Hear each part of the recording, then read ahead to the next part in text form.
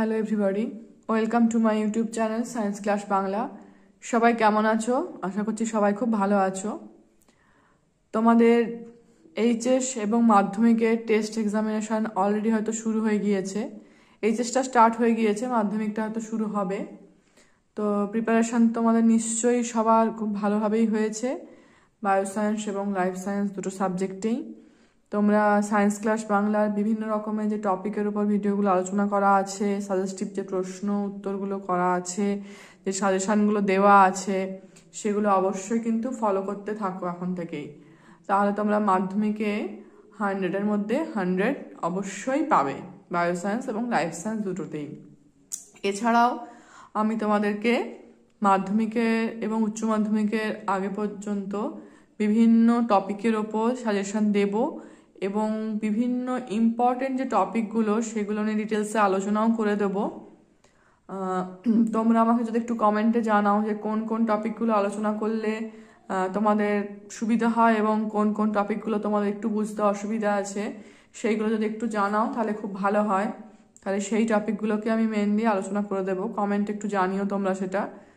আর যেহেতু উচ্চ মাধ্যমিকের ক্ষেত্রে প্র্যাকটিক্যালের ব্যাপার আছে, প্র্যাকটিক্যালটায় কিন্তু নাম্বারটা ভালো করে তুলবে, 30 নম্বরের প্র্যাকটিক্যাল। তো সেখানে প্র্যাকটিক্যালের প্রত্যেকটা জিনিস আইডেন্টিফিকেশন থেকে শুরু করে যে যে টপিকগুলো তোমাদের আছে ভালো করে করবে। আর আশা করছি মাধ্যমিক যারা দেবে তাদের টেস্টের আগেই তোমরা প্রজেক্ট খাতাতে জমা দিয়ে দিয়েছো। প্রজেক্টের নাম্বারটা নিয়ে তোমাদের ভাবনার চিন্তার কোনো ব্যাপার নেই, কারণ ওটা তো স্কুল থেকে তোমরা স্কুল ওটা দেবে তোমাদের নাম্বারটা। কিন্তু বাকি যে 90 নম্বরের পরীক্ষাটা হবে মাধ্যমিকের ক্ষেত্রেই বলছি, সেই 90 নম্বর পরীক্ষাটার মধ্যে কিন্তু 64 নম্বর শর্ট কোশ্চেন থাকবে। শর্ট মানে কি, 1 এবং 2 নম্বরের প্রশ্ন। আর বাকি নম্বরটা 64 এদিকে হয়ে গেল, মানে আর 26 নম্বর। সেই 26 নম্বরে 5 নম্বরে প্রশ্ন থাকবে, 3 এবং 5 নম্বরে যে প্রশ্নগুলো থাকে। তাহলে তোমরা বুঝতেই পারছো যে 64 নম্বর শর্ট কোশ্চেনকে কভার করার জন্য তোমাদের টেক্সট বুকটা কতটা ভালো করে পড়তে হবে। যেহেতু টেস্ট এক্সামিনেশন শুরু হয়ে যাচ্ছে, তাই জন্য তোমাদেরকে নতুন করে বলার কিছু নেই, কিন্তু টেস্ট এক্সামিনেশন শেষ হয়ে যাওয়ার পর প্রত্যেকে কিন্তু টেক্সট বইটা খুব ভালো করে পড়বে। প্রত্যেকটা শব্দ লাইন টু লাইন করে একদম পাই টু পাই পড়তে হবে, তবে কিন্তু মাধ্যমিকে 90 থেকে 100-র মধ্যে নাম্বারটা তোমরা তুলতে পারবে। আজকে আমি সাবজেক্টের মধ্যে যে যে টপিকগুলো আছে সেগুলো জাস্ট একটু ওভারঅল বলে দিচ্ছি, যেগুলো তোমাদের পড়তে হবে বা কিভাবে পড়বে। কিন্তু তোমাদেরকে টেক্সট বুকের প্রত্যেকটা লাইন ভালোভাবে পড়তে হবে, আবারও আমি কিন্তু বলছি। কারণ টেক্সট বুকটা যদি ভালোভাবে না পড়ো, তোমাদের যে 15 নম্বরের এমসিকিউ থাকবে সেটা কিন্তু কম্পালসারি করতেই হবে, সঠিক উত্তর নির্বাচন যেটা, তো সেইটাতে কিন্তু তোমরা তাহলে পারবে না। কারণ টেক্সট বুকটা ভালো করে পড়লে তার উপর বেস করে কনসেপচুয়াল ধারণামূলক প্রশ্ন কিন্তু তোমরা পাবে। এবং টেক্সট বুকের প্রত্যেকটা শব্দ, কিছু কিছু যেই শব্দগুলো গুরুত্বপূর্ণ দরকার হয় সেগুলো পেন্সিলে করে আন্ডারলাইন করে তোমরা পড়া শুরু করে দাও। 5টা তোমাদের চ্যাপ্টার আছে। ফার্স্ট যে চ্যাপ্টারটা আছে সেটা হচ্ছে জীবজগতের নিয়ন্ত্রণ এবং সমন্বয়, যেখানে তোমরা ফার্স্টেই পড়েছো চলন এবং উদ্ভিদের চলন, ফার্স্টেই পড়েছো। তো সেখানে সংবেদনশীলতা উদ্দীপক থেকে শুরু, সেখানে ক্রেস্ক্রোগ্রাফ যন্ত্র, তারপরে উদ্ভিদের চলনের প্রকারভেদ, প্রত্যেকটা চলনের পার্থক্য, উদাহরণ, ছবি সহ কিন্তু তোমরা রেডি করবে। নেক্সট উদ্ভিদের হরমোন আছে, হরমোনের 3টে, অক্সিন, জিবরেলিন, সাইটোকাইনিন, 3টে হরমোনটাকে একদম পার্থক্য আকারে কার কোনটা কাজ, পার্টিকুলার কাজ ধরে প্রশ্ন আসবে যে এই কাজটা কোন হরমোনের, বীজের সুপ্তদশা ভঙ্গ করে কোন হরমোন, এটা একটা প্রশ্ন আসতে পারে।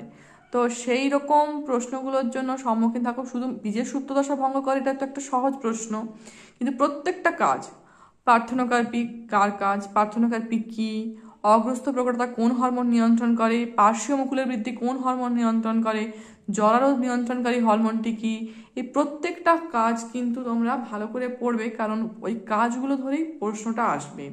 নাইট্রোজেন বিহীন উদ্ভিদ হরমোন, নাইট্রোজেন যুক্ত উদ্ভিদ হরমোন, এগুলো কিন্তু পড়বে। প্রাণী হরমোনের প্রত্যেকটা সম্পূর্ণ নাম, ACTH, TSH, STH, ADH, প্রত্যেকটা হরমোনের সম্পূর্ণ নাম, তার কাজ, কোথা থেকে ক্ষরিত হয়, কাকে উদ্দীপিত করে, কম ক্ষরণে কি হয়, বেশি ক্ষরণে কি হয়, এই ধরনের প্রত্যেকটা কাজ কিন্তু তোমরা ভালো করে পড়বে। আমি কিন্তু প্রত্যেকটা ভিডিওতে তোমাদের ডিটেলসটা বলে দেবো। আমি এখন থেকে তোমাদের সাজেশন দিতে থাকবো কিভাবে করতে হবে। এইচএসটাও অবশ্যই দেবো, বায়ো সায়েন্সটাও দেবো।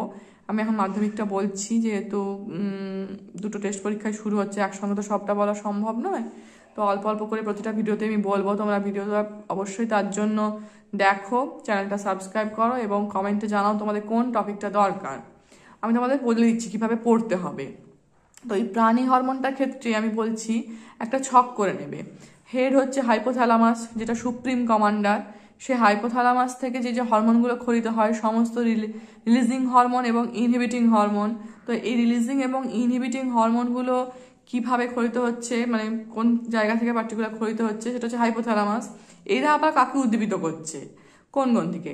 অগ্রপিটুইটারি গ্রন্থিকে কেউ করছে, কেউ মধ্য পিটুইটারি করছে, কেউ পশ্চাৎ পিটুইটারি করছে।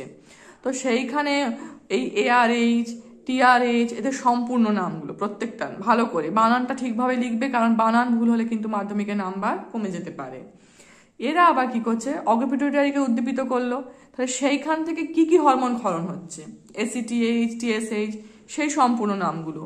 এবং প্রত্যেকটা ACTH এর বেশি ক্ষরণে কি হতে পারে, ACTH পার্টিকুলার কোন অংশটাকে উদ্দীপিত করছে। কারণ আমরা জানি যে অগ্রপিটুইটারি থেকে মানে পিটুইটারি গ্রন্থি থেকে যে হরমোনগুলো ক্ষরিত হয়, সেগুলো গিয়ে আবার বিভিন্ন গ্রন্থিকে উদ্দীপিত করে।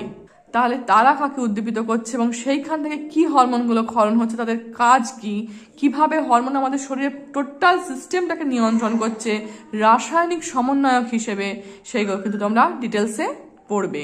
তাহলে আজকে আমি তোমাদেরকে এই প্রাণী হরমোন পর্যন্ত বললাম। নেক্সট ভিডিওতে স্নায়ুতন্ত্র থেকে শুরু করব। তার জন্য অবশ্যই চ্যানেলটা সাবস্ক্রাইব করে নোটিফিকেশন বেলটা প্রেস করে রাখবে। ভিডিওটা কেমন লাগলো জানিও, অবশ্যই লাইক করো। ধন্যবাদ।